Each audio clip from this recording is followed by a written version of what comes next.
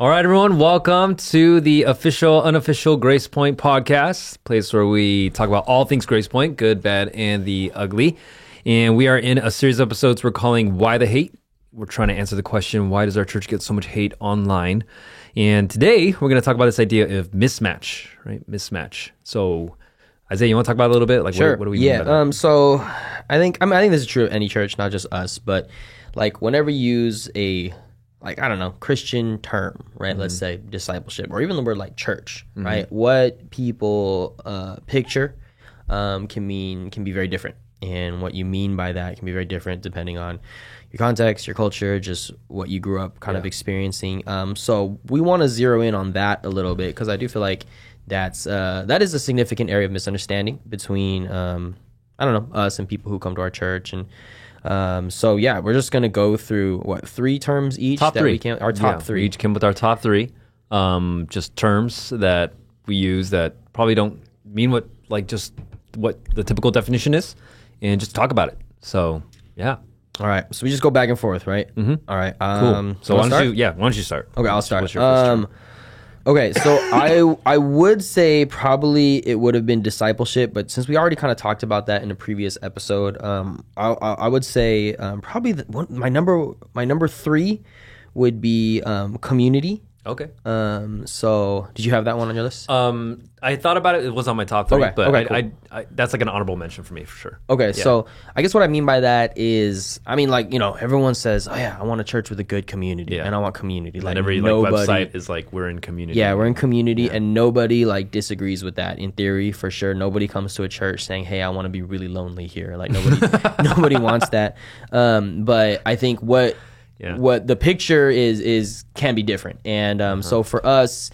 I think when I look at Acts 2 and I see the mention of, daily, day by day, they were seeing each other, they were in each other's homes, they were in the temple courts, worshiping together.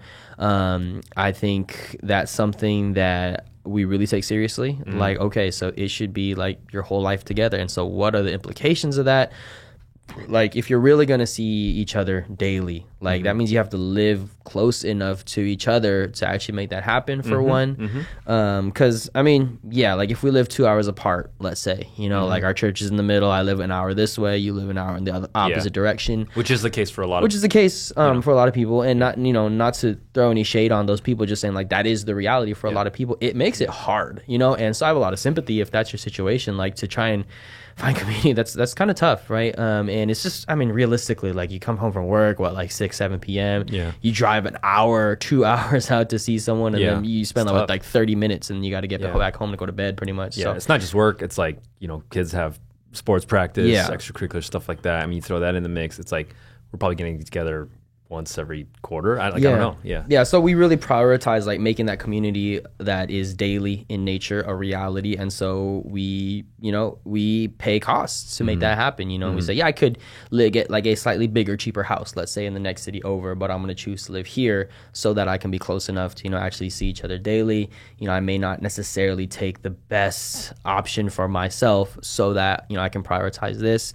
I also think it means just we mentioned this before also, but just a very low, a low attachment to my own privacy and my home as this sacred space. Before we jump into that, I think just to note some of the things that you're talking about, we're talking about community. Everyone loves community. Everyone wants community, and there's this expectation, this picture of community. It's glowing kind of idea, but then there are things you need to do to get that community, right? And sort of, it's not just our church that recognizes that. I was talking to an apologist who came to speak at our church, and we're talking about community and stuff. And he himself said, he had friends who they live close to each other. They really bonded. And then one day his friends were like, "Oh, we're gonna move to another city." And his response, this was just him speaking. It was well, I guess our friendship's over. It's because we're not just gonna see each other anymore, right? So that whole idea of sure, there's social media and stuff like that, but it's not the same kind of connection. It's not face to face. It's not close, right? And so, reality is you're not day to day, so you're not sharing life. You don't have that closeness that everyone wants, right? And so it's not. I guess I'm not talking about it's not the shadow side of community. It's just more this is what you need to. This is what it takes. This is how you need to arrange your life, right? And I think that's what we don't appreciate. And so when you come in and you're community, you have a certain picture of mind. I think everyone would want to have friends that, you know, you share life with in that way, but then it's like, what does that take? You know, like, why are you living there, not there, you know, and that kind of discussion where you have to talk about really nitty gritty specifics like that. Like, are you going to buy that house out in, you know, wherever, just because it's cheaper and it's nicer, bigger land, whatever, and you're going to be like an hour away, you know? And I think that's where the hate comes, right? It's like, who are you to talk about what kind of house I can buy, you know? And then like you throw in school districts and all that stuff, and the whole thing becomes there's a lot of tension, potential. Yeah, right? So there kind of has to be sort of an unspoken agreement, or maybe at times spoken, that like, hey, we're gonna do this, you know. And if, I mean, you can have a few like free riders on the system, but at a certain point, if everyone starts saying, you know, I want to just live 30 minutes, an hour, 2 hours away, because what's the tipping point? Yeah, what's the tipping point? And at a certain point, okay, that community is just kind of going to fall apart, or at least change very significantly in its texture. So it's something that like we teach a lot on, like when we go through Acts 2, you know, we say, okay, this is a picture, awesome, people love the idea. What would it take to actually live this out? Like, it means no privacy. It means I'm seeing each other all the time. It means, you know, I'm like giving up, like someone's giving up their possessions so that other people. So I mean, I think sometimes we don't think about that. Like, what would this take to make this happen? And am I willing to actually give that? And so for me, that was one of the big things that like I had to come to grips with when I came to our church, because I saw that community, and it was a community that I didn't think was possible in modern day. It was like, wow, people are literally seeing each other like every day. They're over each other's homes. And I just realized, like, when I thought of community, the picture I had in my mind was just this arrangement of life. It was the American arrangement of life. It was the live in the suburb. You know, I'm from LA, so you just drive an hour to get anywhere, right? And it was just like, I just took that arrangement of life as a given. But when I came to here, it was like, oh, that's not a given. You don't have to arrange your life that way. And I guess the college context also gave us a little bit of like, because in college you are living close to each other, right? And that's a season of life where we're okay with that. So for me, it was kind of this mode where coming to church, like, all the things that I thought were given about the arrangement of life got kind of disassembled. I didn't have to be that way. And then I was like, oh, but you can actually live out community. And so there was this huge, like, that was the mismatch for me. That was like the change of the picture for me. And I think it's important to note this whole community thing, it does result in a culture of pressure, right? Because if everyone's doing this and you're the only one not, then you're gonna feel that pressure. And a lot of people don't like that. I mean, you see that in Acts as well. Ananias and Sapphira, right? They do this thing, and I mean, and then they die for it, right? So obviously God took it pretty seriously, but they started deceiving. That's a whole episode. Right, I mean, not to go into that. But like, why did they even do that in the first place? It's the social pressures. Yeah, and some people will say, like, because of that, oh, you shouldn't have that kind of community because it creates pressure.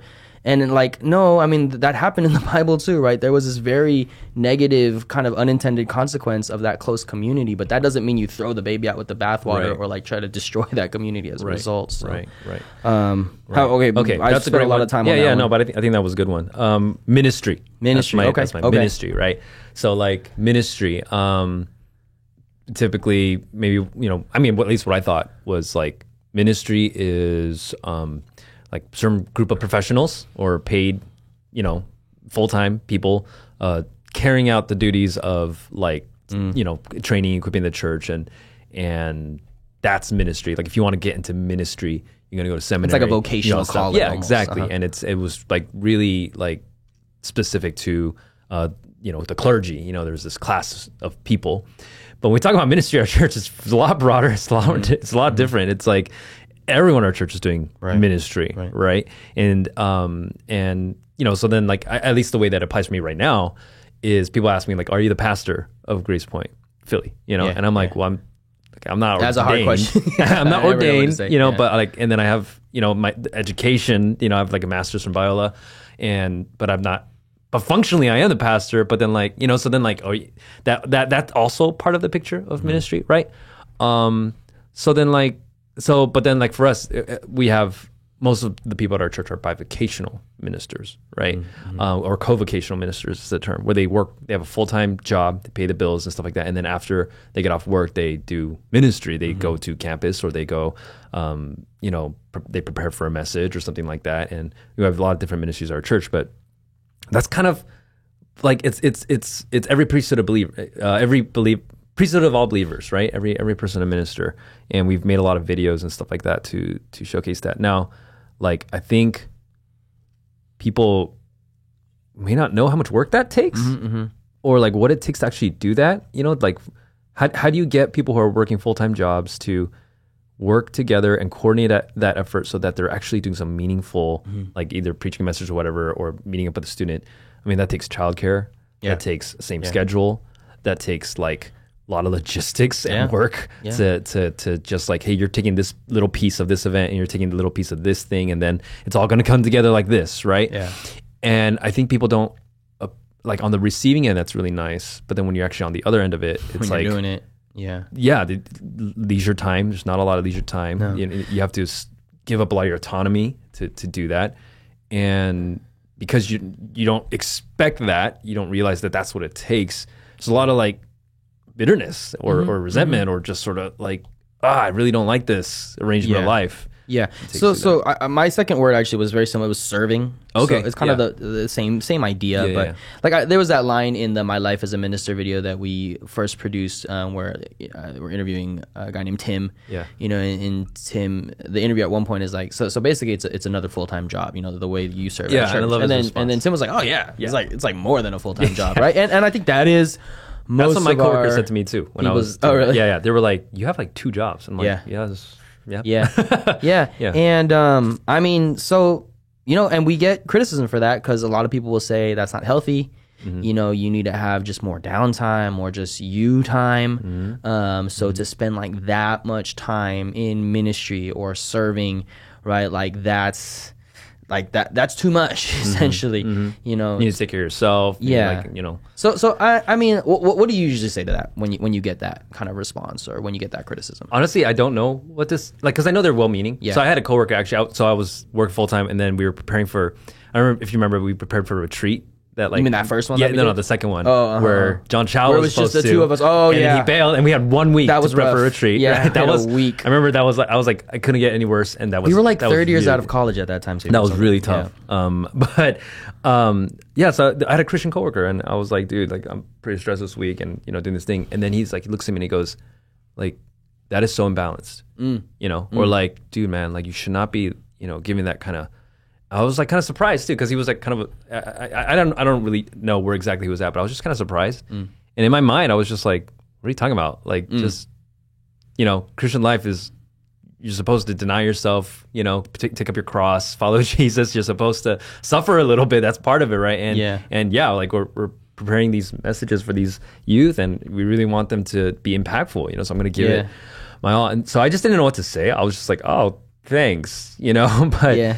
My mind, I don't know. Like I go back to John Wesley, right? I'd rather, you know, burn out than rust out. You know, like I want to live a life that's intense and all out for Jesus. And I think like one thing that's helpful is like telling people the way that we're able to do that and kind of run on that.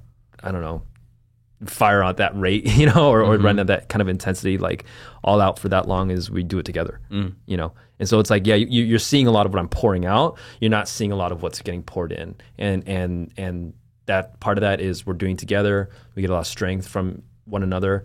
Another part of that is just like our spiritual disciplines, you know, really making sure every day I'm doing devotions, right? And getting that time in the Word and praying. And even that is done together with people, right? So that like, make sure I get up and do that, right? So maybe that's like one response, but most of the time I actually don't know what to say. I'm just like, I know you're well-meaning and I don't want to like throw cold water on you. Yeah. So it is hard. I mean, and I think, well, what do you have? What do you say?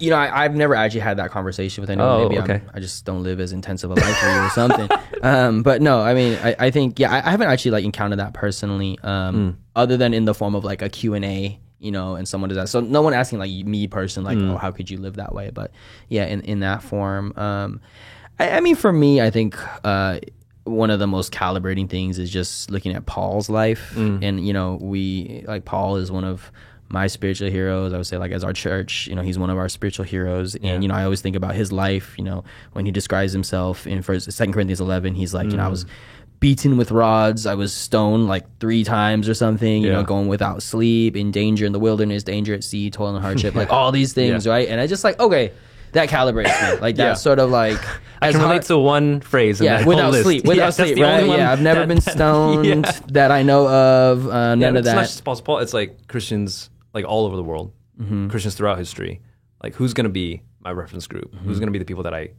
like calibrate my life to? Yeah, and I just feel like the Bible talks a lot about suffering, a lot about sacrifice. I don't actually see the Bible talking about balance or self-care or a lot of these terms. And I'm not, I mean, part of it is, they just didn't have those terms back then. They didn't think in that way. So maybe that's just a cultural difference. But I do think that there's generally like a bent in the Bible towards like giving more, you know, and erring in that direction. Like if I'm going to err in one direction, I would rather err in that. So it's what you said. It's rather burn out than rust out for sure. And I think in some ways, I don't know, I think our culture is a little too concerned with like, oh, this is going to be too much for me. And before even trying, like, I'm going to, oh, no, that's too much. You know, I need to care for myself. And, you know, of course there's wisdom to that. And you do, of course, need to take care of yourself. Don't be stupid. But I also think people underestimate like what they can do and what the Spirit of God can do in us. You know, like God gives you strength. You know, you go to the end of your rope and you find that the flour doesn't run out, the oil doesn't run out. Like God gives you more. And I think that's by my experience. Like when I push myself, like that's when I experience, I think, God in the clearest and most exciting ways. So so just to bounce off that, Apostle Paul in Acts 20, he says, in all things I've shown you that by working hard in this way, we must help the weak. And remember the words of the Lord Jesus, how he himself said, it is more blessed to give than to receive, right? And so you can have this perception that like, I have this much to give, and as I give, I'm like spending that, and I'm like running out, right? But experientially, what I've come to experience as I'm giving is that God actually adds more capacity, and he gives me more strength to give, and he blesses me in my giving, right? In that way. And so, you know, like I think I've grown. I mean, I'm still working on it, but I think I've grown in like grit and even just keeping my emotions under control and just learning how to just be a little more tough, you know, through serving and ministry, right? Now that's really different. I just have to acknowledge that that's really different than what most people think. Yeah, you know, because I think a lot of people, we think of ourselves as like batteries. You know, I have a charge and I'm going to run out. I would say we're more like, I don't know, like the vascular system. We're like a heart. You know, as you keep on using it and as blood keeps going through you, you get stronger actually. And like you got to keep on pushing it. If the blood stops flowing, you die. I don't know. It's kind of a gory imagery, but like it's like it's like if we just kind of hoard my energy for myself, like there's no room for anything else to come in. It has to come through us and go out. You know, and then as we do that, then we actually grow. Yeah, and we expand in capacity. So so I do think though that, man, like a lot of people when they are serving at our church, right, or they're kind of experiencing that, it's there isn't that mind shift, like mind change that happens, that shift in mindset where it's like, oh, like I could either experience it as like a big drain on me and all of it's a big drain, or I could experience it as something that actually is growing and giving me life.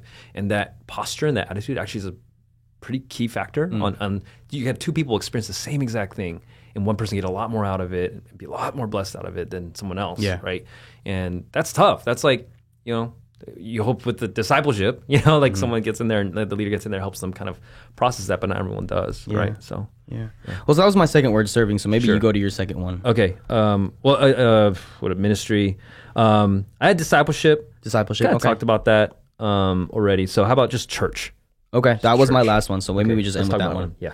Cool. You want to take? Yeah, I can go first. So I think I was thinking about this. I think one thing is that when the way we think of ourselves is very different from what most people think of themselves when they think of the church. And I think we kind of think of ourselves as like a movement or like a group of missionaries. Our like us. Yeah, like our Grace Point. church. Like Grace Point, that's how we think. Missionaries. Yeah, more than like what a lot of people, I'm not saying everyone, but I think a lot of people, when they think about church is like, it's a provider of services. You know, I go there on a Sunday, and for me to join this church, so I kind of had join as another word, but for me to like join this group means, okay, this is the place where I'm going to show up. You know, I might volunteer a few hours, you know, here and there as a kind of a show of gratitude, and, you know, it's like it's a good thing to do. Yeah, like a willingness to support and all that. And, you know, this is where I get my like spiritual fix and spiritual fill, you know, and where I find my friends. Okay. And you know, I'm not saying that's all it is, you know, hear from the word of God, of course. But I think when we think of ourselves, almost like we're a group of missionaries. And when you come to our church, like, you take your time, you know, like you don't have to join immediately, but long term, right? We don't really have a category for someone who stays here long term and just remains in attendance. Like that's not a thing. So it's almost like we're like a culinary school, and maybe in the culinary school, like day one or like the first week, they just maybe like, I don't know how culinary school works, but let's just say, right, like the first week they like just serve you dishes, you know, and teach you how to like have a discerning palate. Let's say, right? But year 2 and week 2 and 3, you start learning and you get in the kitchen, right? And they wouldn't have a category for someone who just wants to stay eating the dishes all year. That's like, oh, you're not part of the culinary school. You're just a customer, and that's we don't do that here. We're not a restaurant actually. We're a culinary school, and I think kind of that's how we think of ourselves. It's like. Oh, like, wait, you just want the eating the food part. You don't want to learn to make the food.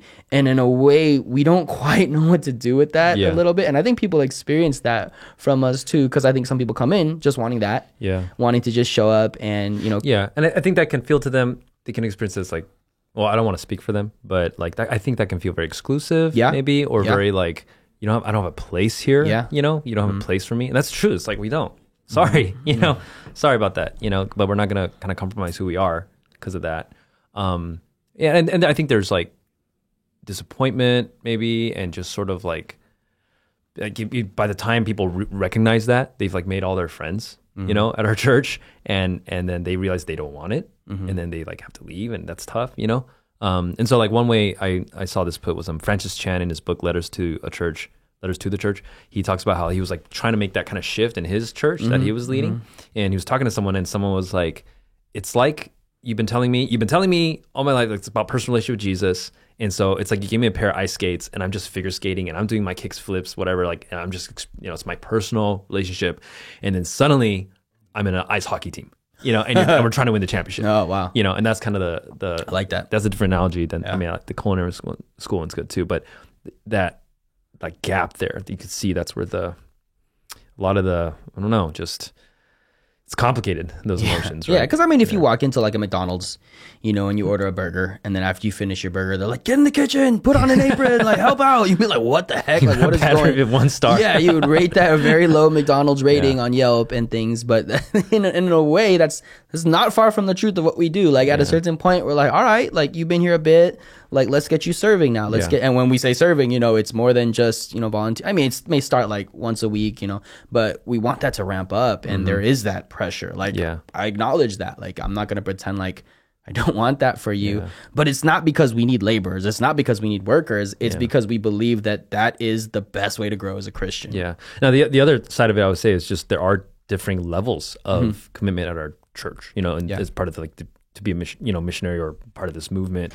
And like we've created space for that. There's different ministries. There's even something we call members, something called team. It's just sort of like an understanding when you sign up for team. Yeah, we probably need to make that a little clearer for people. I do think so. Yeah, but it's sort of like you're signing up to be a bivocational minister, right? Like you're kind of entering into that. And but it's not like the flip side of this is like, and I think this does relate with our understanding of church, is that our relationships are high covenant. Like it's like we're really committed to each other, and just because you can't contribute or serve at the rate as someone else doesn't mean we're going to discard you, right? You know, it's like, no, we are committed to you. That's why we were creating more ministries and more opportunities so that people can serve, right? And like college ministry is not for everyone, you know, but we want to still give everyone that opportunity, and people want that opportunity, right?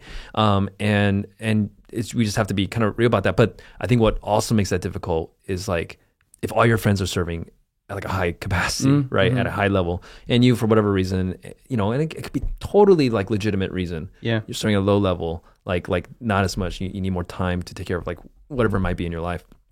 That's a tough experience too, right? People feel shame, they feel I don't belong, and things like that, and it takes someone really mature, I think, to handle that and to understand that. That's just like a basic Christian like struggle that a lot of people go through. It's like, I'm not what I contribute. My stigma is not tied to, you know, I belong even though I can't give, right? That's not what it means to be a Christian. And so we create that kind of space, because our church is like, it's family, right? It's army, factory, and family. You know, it's all three of those, right? And I don't think people, like maybe they would think of church as army, factory, family, but to actually like live it out, that's where the that's where there's like the rubber meets the road, Yeah. right? And all that, so And that's why it gets complicated. yeah. I had one more thought. I totally can't remember what it was. But yeah. We'll put that in a... Did you have a third? That was your third, right? Yeah, That was those your are third? the ones that I had in terms of mismatch, and where like, yeah, because of that mismatch, there's a lot of criticism and just negative press about us. Yeah. Yeah. So, I mean, I think, more and more, if we can find ways to kind of, I don't know, front load some of this, Clarify. and make this clear earlier, like be we more would want to upfront. do that. And again, part of the reason we're doing this podcast, to give people sort of a peek behind the curtain. Like, yeah, it is tough. It is hard. Kind of being at a church where everyone's doing that. Like that's not easy. And we acknowledge that. But at the same time, we don't want to compromise on this. Oh, I remember what my thought was. Because I think one thing too is that, like, I think a lot of people think of like Stephen was saying earlier, it's sort of the pastor's job, to do ministry. And it's sort of like kind of optional for everyone else. Like, and I don't think that's true. Like biblically, I think Jesus calls us all to ministry, to like a pretty high level of ministry. Take up your cross. We talked about that. That's an intense sort of calling.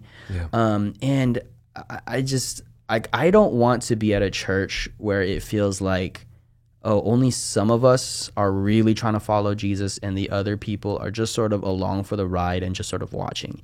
And I think one thing that I really love about our church is that I don't feel that way, and I get so challenged looking at other, some of my friends, people like, I don't know, like Jordan, Bob, Neil, some of these guys, and, I shouldn't have started because now I feel like I have to name everyone, but just, our friends who are serving, Will out there in the Midwest and whoever else. And like, when I look at them Trying to plant churches while they're trying to plant jobs. They have a full-time job. And I think, man, in a lot of ways, you guys are way more heroic than me. Yep. You guys are serving so much. Or just like pastors out there who don't have a lot of support. Yeah. Because we have this rich community that we're doing. Yeah. And so I feel, man, so challenged by that. It motivates me. It spurs me on. Because like, how can I not give more, when my friends are doing this? And I think it's not the experience of a lot of people out there. And so that's something that we don't want to compromise, because we could, on one level, it would be easier to just be like a spectator church and say, hey, like when you feel like it, you start serving. And I mean, to an extent, like, of course, there's like, we got to give people time. We got to give people space, of course. But like at a certain point, like, I'm going to fight for our culture, and I'm going to say like, yo, are we not doing this together? Are we not in this together? Because I think that's sort of our understanding. Like, we're all in this together. We are one body. And, when one of us hurts, we all hurt, and that is sort of the reality that I think God wants to characterize the church. So, so I don't know, just a little bit in terms of kind of our thinking behind that like, that's why we push for this, because we believe that we're at our strongest when we're all in it, but that takes work to maintain, and it's not easy to do that. So, yeah. All right. So I think that's the end of this conversation. And we'll be having more. So like, subscribe. It's so weird saying one that. day we'll get used to saying that. Yeah, it's not. Yeah, but anyway, catch more. See you guys next time.